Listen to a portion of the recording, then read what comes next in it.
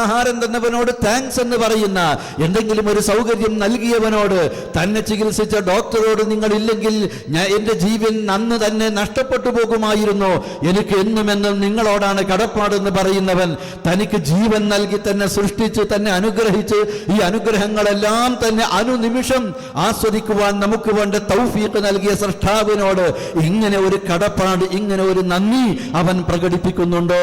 അതില്ല എന്നതുകൊണ്ടാണ് മനുഷ്യൻ നന്ദി കെട്ടവനാണെന്ന് പറഞ്ഞത്. അതുകൊണ്ട് മനുഷ്യന് സംഭവിച്ചിട്ടുള്ള ഏറ്റവും ഗുരുതരമായ വീഴ്ച, വിശ്വാസത്തിലുള്ള, പ്രപഞ്ച സൃഷ്ടാവിനെ അറിയുന്നതിലുള്ള, അവനോടുള്ള കടപ്പാട് നിർവഹിക്കുന്നതിലുള്ള ഏറ്റവും വലിയ വീഴ്ച മനുഷ്യൻ വരുത്തിയത് ഈ രംഗത്താണ്. സൃഷ്ടാവിനോടുള്ള കടപ്പാട്, അവന്റെ മുമ്പിൽ നമസ്കരിച്ച് അവനോട് പ്രാർത്ഥിച്ച് സകല ആരാധനകളും അവൻ അർപ്പിച്ചുകൊണ്ട് മാത്രം ജീവിക്കുക എന്നതാണ്. അത് പിന്നീട് ഇവിടെ ചർച്ച ചെയ്യും എന്നുള്ളത് കൊണ്ട് ഞാൻ ആ വിഷയത്തിലേക്ക് പ്രവേശിക്കുന്നില്ല. ഈ രംഗത്താണ് പ്രവാചകന്റെ കാലത്തും അതിനു മുമ്പും പ്രവാചകന്റെ കാലശേഷവും ആദിമ മനുഷ്യരായ ആദം നബിയുടെ കാലം തൊട്ട് ഇന്നോളം മാനവത വിശ്വാസ രംഗത്ത് സംഭവിച്ചിട്ടുള്ള, നേരിട്ടിട്ടുള്ള ഏറ്റവും വലിയ വ്യതിയാനം പ്രപഞ്ച സൃഷ്ടാവിന് മാത്രം അർപ്പിക്കേണ്ട ആരാധനകള് സൃഷ്ടികൾക്ക് മനുഷ്യൻ അർപ്പിച്ചുകൊണ്ട് ബഹുദൈവ ആരാധനയിലേക്ക് കടന്നുപോയി എന്നുള്ളതാണ്.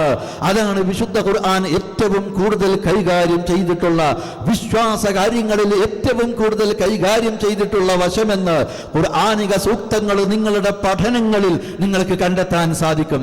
രണ്ടാമത്, വിശ്വാസ രംഗത്ത് അവർക്ക് സംഭവിച്ചിട്ടുള്ള ഏറ്റവും വലിയ വ്യതിയാനം ഇതുപോലെ തന്നെ നമുക്ക് കാണാവുന്നത്, ഈ സൃഷ്ടാവിനെ മനസ്സിലാക്കാൻ എങ്ങനെയാണ് അള്ളാഹുവിനെ മനസ്സിലാക്കേണ്ടത്?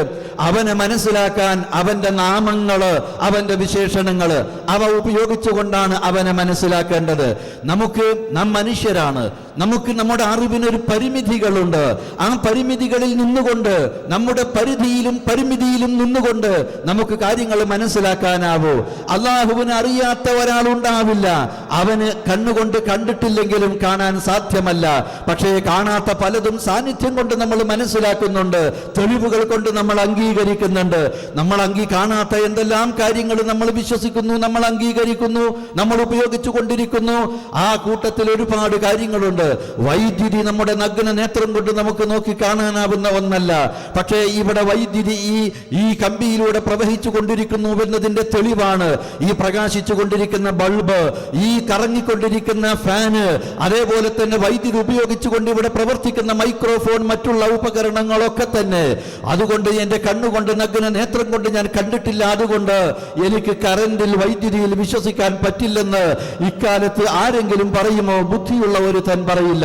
ഇതുപോലെ ഈ പ്രപഞ്ചം, തന്റെ കണ്ണിൽ നാം കാണുന്ന ഈ പ്രപഞ്ചം സാധാരണ മനുഷ്യൻ അംഗീകരിക്കുന്ന ഒരു തത്വം വെച്ചുകൊണ്ട് ഒരു വസ്തുവും തന്നെ ഉണ്ടാവില്ല. ഉണ്ടാക്കിയ ഒരു നിർമ്മാതാവ് അതിന്റെ പിന്നിലുണ്ട്. ഈ പ്രപഞ്ചം ഈ കാണുന്ന ഒരേ ഒരു നിയമത്തിനും വ്യവസ്ഥക്കും വിധേയമായി ഇവിടെ നിലനിൽക്കുന്നതും അതേപോലെ തന്നെ പ്രവർത്തിച്ചു കൊണ്ടിരിക്കുന്നതും.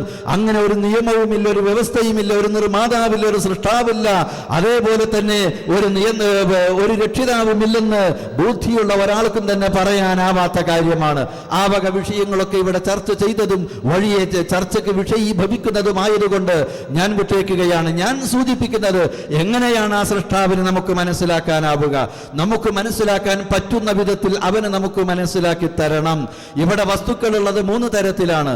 ഒന്ന് നിർജീവ വസ്തുക്കളാണ്, രണ്ടാമത്തേത് ജീവനുള്ള വസ്തുക്കൾ, ജീവൻ നഷ്ടപ്പെട്ടവയുണ്ട്, മൂന്നാമത്തേത് ജീവനുള്ളവയാണ്. ഇങ്ങനെ 3 തരത്തിൽ നമുക്ക് വിഭജിക്കാമെങ്കിൽ നമ്മൾ സൃഷ്ടാവിനെ മനസ്സിലാക്കാൻ സൃഷ്ടാവ് നമുക്ക് അവനെ വിശേഷിപ്പിച്ചു തന്നത് നിർജീവ വസ്തു എന്നുള്ള വിശേഷണം ഒരിക്കലും തന്നെ പാടില്ല, അവന് യോജിക്കുന്നതല്ല. അവന് ജീവനില്ലാതെ, കറിയാതെ, ചേതനയില്ലാതെ കഴിച്ചുകൂടേണ്ട ഒരവസ്ഥയിൽ ഒരിക്കലും തന്നെ ഒരു സൃഷ്ടാവ് ദൈവമുണ്ടാവാൻ പാടില്ല. അതുകൊണ്ട് മയ്യിത്തെന്നോ ജമാദെന്നോ അവനെ വിശേഷിപ്പിച്ചുകൂടാ.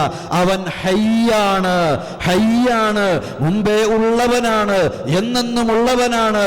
അവന് ഇല്ലായ്മ എന്നത് ഒരിക്കലും ഉണ്ടാകും സൃഷ്ടാവില്ല. ഈ നിലക്ക് സൃഷ്ടാവിനെ അവന് യോജിക്കുന്ന തരത്തിലുള്ള നാമങ്ങൾ നൽകിക്കൊണ്ടാണ് നമുക്ക് പഠിപ്പിച്ചു തന്നിട്ടുള്ളത്. ആ സൃഷ്ടാവിനെ കണ്ണുകൊണ്ട് കാണാത്തത് കൊണ്ട് സൃഷ്ടാവായ അള്ളാഹു തന്നെ ഞാൻ ഇന്ന രൂപത്തിലാണ് ഇങ്ങനെയാണ് എന്ന് നമുക്ക് പറഞ്ഞു തന്നാൽ അത് വിശ്വസിക്കുകയല്ലാതെ അത് അംഗീകരിക്കുകയല്ലാതെ മറ്റൊരു മാർഗം നമ്മുടെ മുമ്പിലില്ല. ഏതെങ്കിലും ഒരു സൃഷ്ടിയാണെങ്കിൽ സമാനമായ സൃഷ്ടിയോട് നമുക്ക് ഉപമിച്ചു നോക്കാം. പക്ഷേ സൃഷ്ടാവിനെ സൃഷ്ടികളോട് ഉപമിക്കാൻ പാടില്ല, മറ്റൊന്നിനോടും രൂപപ്പെടുത്താൻ പാടില്ല. അതുകൊണ്ട് ആ സൃഷ്ടാവിനെ പറ്റി അറിയുന്നവൻ സൃഷ്ടാവ് തന്നെയാണ്. അവൻ നമുക്ക് പറഞ്ഞു തരുന്നതെന്തോ അത് സ്വീകരിക്കുകയല്ലാതെ മാർഗമില്ല.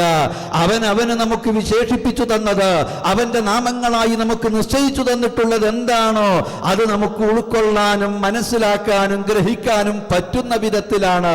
അതുകൊണ്ട് തന്നെ ആ ഗ്രഹിക്കാൻ കഴിയുന്ന ആ പദങ്ങള് എങ്ങനെ അള്ളാഹു അവനെ വിശേഷിപ്പിച്ചു തന്നു അതുപോലെ മനസ്സിലാക്കുക. അള്ളാഹുവിങ്കിൽ നിന്ന് നേരിട്ട് വഹി ലഭിക്കുന്ന, അള്ളാഹുവിങ്കിൽ നിന്ന് നേരിട്ട് വിശദീകരണം ലഭിക്കുന്ന, അള്ളാഹു നമുക്ക് വിശദീകരിച്ചു തരാൻ വേണ്ടി നേരിട്ട് ചുമതലപ്പെടുത്തിയ അള്ളാഹുവിന്റെ ദൂതന് എങ്ങനെയാണോ അള്ളാഹുവിനെ പരിചയപ്പെടുത്തി തന്നത് ആ പ്രവാചകന്റെ വിശദീകരണത്തിലൂടെയും മനസ്സിലാക്കുക. ഇത് രണ്ടുമല്ലാത്ത മൂന്നാമത്തൊരു മാർഗം നമ്മുടെ മുമ്പിലില്ല. നമുക്ക് ഗവേഷണം ചെയ്തുകൊണ്ടോ നമുക്ക് ചിന്തിച്ചുകൊണ്ടോ നമ്മുടെ പഠനത്തിലൂടെ ഗവേഷണത്തിലൂടെ നമുക്ക് കണ്ടെത്തുവാൻ കഴിയുന്ന ഒന്നല്ല. മറിച്ച് പ്രപഞ്ച സൃഷ്ടാവ് അവനെ പറ്റി പറഞ്ഞു തന്നത്, ആ സൃഷ്ടാവിന്റെ സന്ദേശം ലഭിച്ച പ്രവാചകൻ സൃഷ്ടാവിനെ പറ്റി പറഞ്ഞു തന്നത് എന്താണോ അത് അംഗീകരിക്കുകയല്ലാത്ത മറ്റൊരു മാർഗം നമ്മുടെ മുമ്പിലില്ല.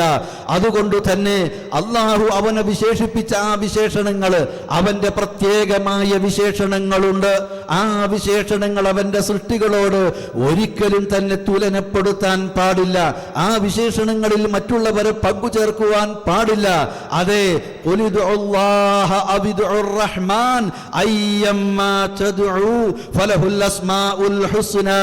പറയൂ പ്രവാചക, നിങ്ങൾ അല്ലാഹ് എന്ന അല്ലാഹുവിനെ വിളിച്ചാലും അല്ലാഹുവിന്റെ നാമമായി അല്ലാഹു നിശ്ചയിച്ചു തന്ന റഹ്മാൻ എന്ന നാമം ഉപയോഗിച്ചുകൊണ്ടവനെ വിളിച്ചാലും രണ്ട് വിളി കൊണ്ടും നിങ്ങൾ ഉദ്ദേശിക്കുന്നത് ഒരേ ഒരു അല്ലാഹുവിനെയാണ്.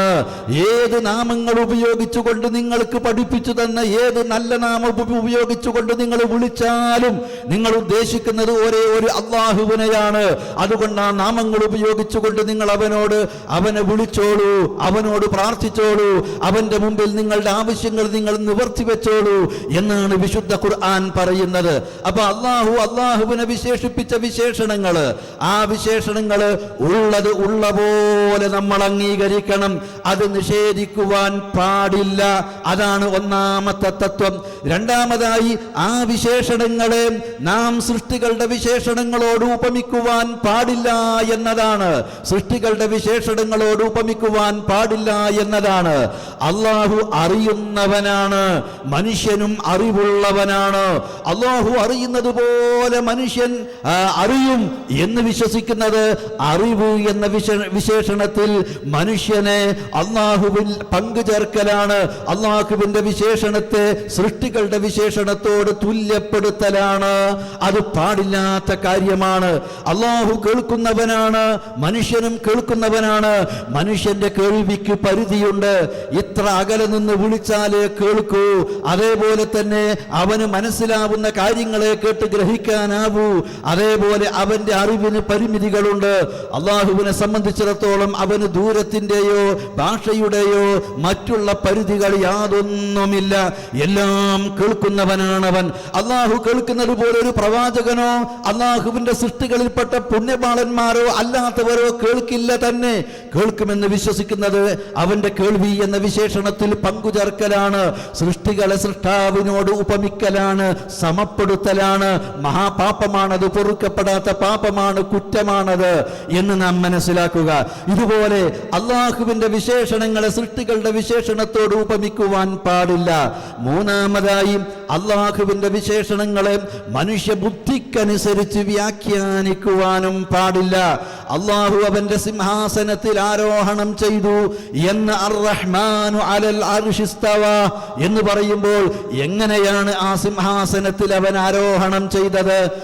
അതുകൊണ്ട് ഉദ്ദേശിക്കുന്നത് അത് അല്ലാഹുവിന്റെ ആധിപത്യമാണ്, അവന്റെ ഭരണമാണ്, ഈ പ്രപഞ്ചത്തിലുള്ള അവന്റെ ആധിപത്യം, അധികാരമാണ് ഉദ്ദേശിക്കുന്നത് എന്ന് മനുഷ്യൻ അവന്റെ ബുദ്ധി ഉപയോഗിച്ചുകൊണ്ട് വ്യാഖ്യാനിക്കുന്നത് പാടില്ലാത്ത കാര്യമാണ്. അത് അല്ലാഹുവിനെ സംബന്ധിച്ച് തനിക്കറിവില്ലാത്തത്, അല്ലാഹുവിന്റെ വിശേഷണങ്ങളെ പറ്റി തനിക്ക് കൃത്യമായ അറിവില്ലാത്തത് തന്റെ ബുദ്ധിക്കും തനിക്ക് തോന്നിയതിനുമനുസരിച്ച് വ്യാഖ്യാനിക്കുക മാത്രമാണ് ചെയ്യുന്നത്. മനുഷ്യനിരിക്കുന്നത് പോലെയല്ല മൃഗങ്ങൾ